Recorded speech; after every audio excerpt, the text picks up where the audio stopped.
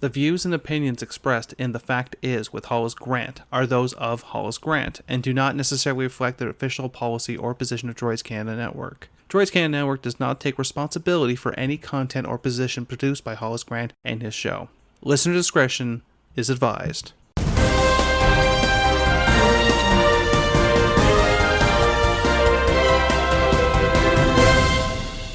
Good morning, good afternoon, and good evening. Thank you for tuning in to another edition of The Fact Is. I'm your host, Hollis Grant. On today's episode, we're going to be talking about the gravy train. The gravy train that is Doug Ford, or Ford Nation. Ford Nation started with his brother, the notorious, infamous Toronto mayor, infamous crack-smoking Toronto mayor, Rob Ford.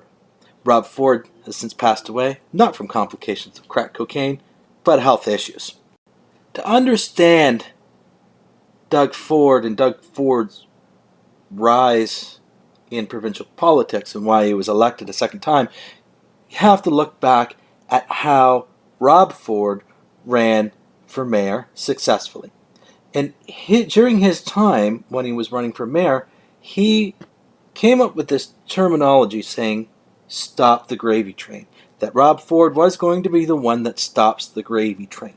The gravy train meaning the excessive amount of tax and spend, collecting money, tax and spend on everything.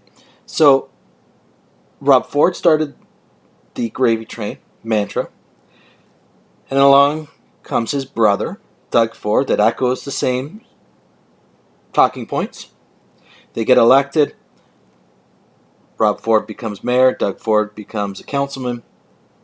After Rob's death, Doug Ford didn't run for mayor. He decided to run and capitalize on the name of Ford Nation and ran for provincial politics, successfully becoming leader of the Conservative Party, planning and saying that he would essentially continue on the gravy train, although it wasn't never talked about the gravy train when he ran for provincial office.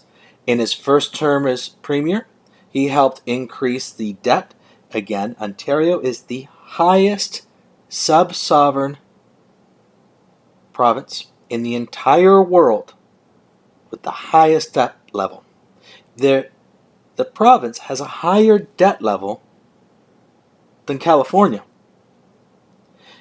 The population of Canada is roughly around 38 million people. California is roughly around the same as 38 million people.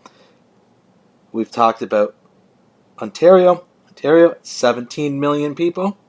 Only 17 million people in Ontario, 38 in California. And Ontario has a higher debt level than the state of California. California outpaces everyone when it comes down to prisons. Yet, Ontario has very little prisons. Where is all the money going? Well, under the prior government, the Liberal government, there were a total of at least 4 scandals in the last 4 years of their time in power, pre-COVID, that were scandals of $1 billion plus.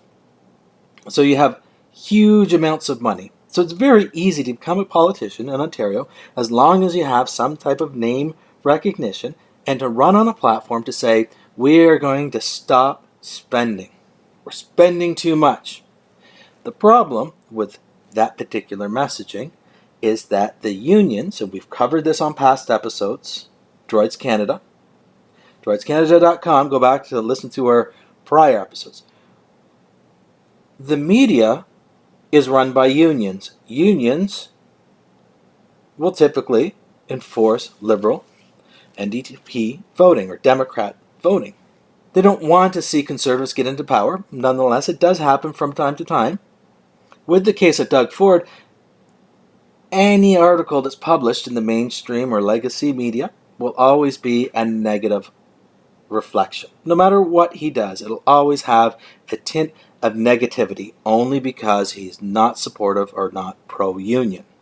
when it comes down to people or regular voters, the majority of the province belongs to a non-union or non-government. So in the last election cycle, or when he took office for the first time after beating the Liberals, he ran on a platform of it will stop the spending. It didn't happen.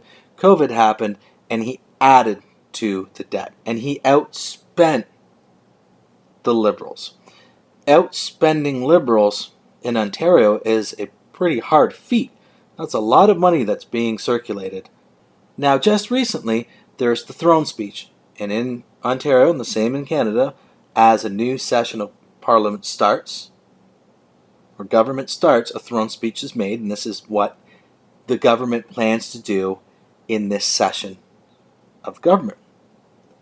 So I'm going to read an article, again, from the CBC, the Communist Broadcasting Corporation of Canada. Again, check out our past episodes on Droids Canada as to why this show will refer to them as the Communist Broadcasting Corporation. So this is from August 10th.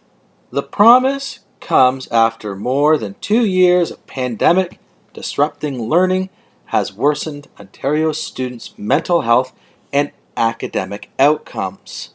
Now, the article is Ontario is pledging to pay parents to help kids catch up.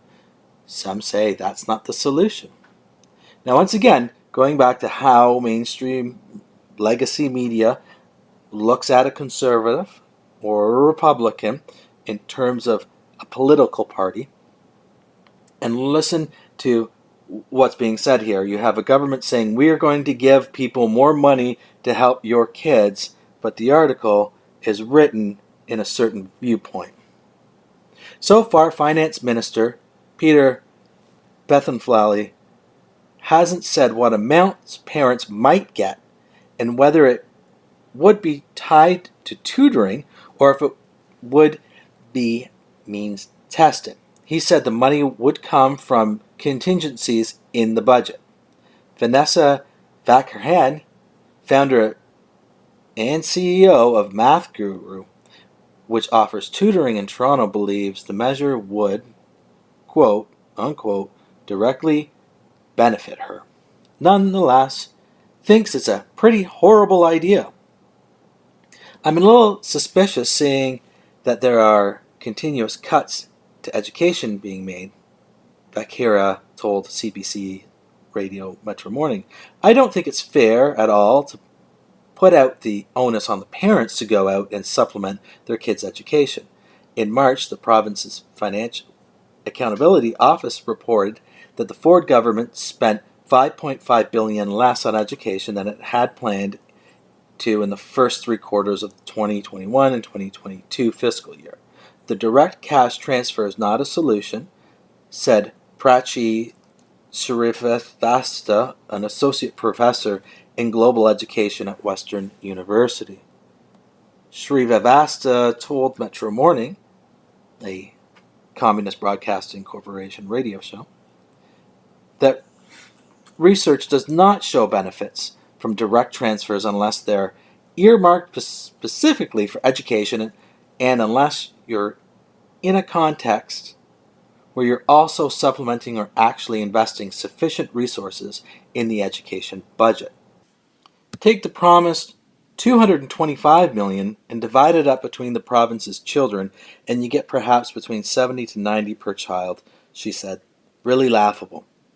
We have to understand that we're starting in Ontario at a place which is a true outliner in Canada, and actually in North America and Europe in terms of the number of weeks of school closures that we've suffered. Srivastava said, really, we cannot take any kinds of measures that are ad hoc. Vakira agreed, noting that while learning gaps are a problem, they're not the only problem.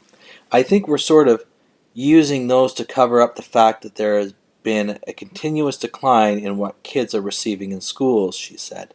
What we've seen is real social-emotional loss when it comes to education, real confidence issues, real issues with anxiety in the classroom. So, what do you think? Do you think giving or paying off the taxpayers that have children is fair? Do you think that the government should be taking this money that is earmarked, it was earmarked anyway, and just giving it back to parents with children only? Is that a way to look at it? Is it fair to say, well, the province was the one that was responsible to shut down the school for so long, and it's quite clear that a lot of kids are not well off in terms of where they need to be in development. And if you take someone that was in kindergarten, for instance, they've lost those formative years of being around children and interacting with children, and they're starting from grade 2 now and not having that experience of learning how to get along with other kids and to play with other kids. Then you take kids that have been outside of kindergarten, say grade 5, and now they're going into grade 7, where it's 2 years it's been, and they've had these on and off relationships, and now you're gone from pre-puberty into puberty. And how does that affect these children? Do you think that just giving $70 to $90, as one person states that it will be, and just saying, here, you deal with your own kids? Or is there another solution? Such as have the teachers that you already have employed and actually make them do their jobs. They're already being paid above the provincial average in terms of a salary and are unionized, and make them do their jobs. Have them actually educate students. It's no surprise that there has been a decline in services that's offered, because it coincides with the time that the unions have been involved with teaching children. It is never a good idea to have unions running a show. Unions do nothing but close businesses, cripple creativity, and stifle any type of teamwork in an organization, a company. Unions have decimated the manufacturing industry with their own greed. They were responsible for millions of job losses in North America and around the world. Ontario used to be a manufacturing center for all of Canada, and especially what they call the Golden Horseshoe, which is from Hamilton all the way up to around Oshawa, where all of that particular area along the coast of Lake Ontario was nothing but manufacturing.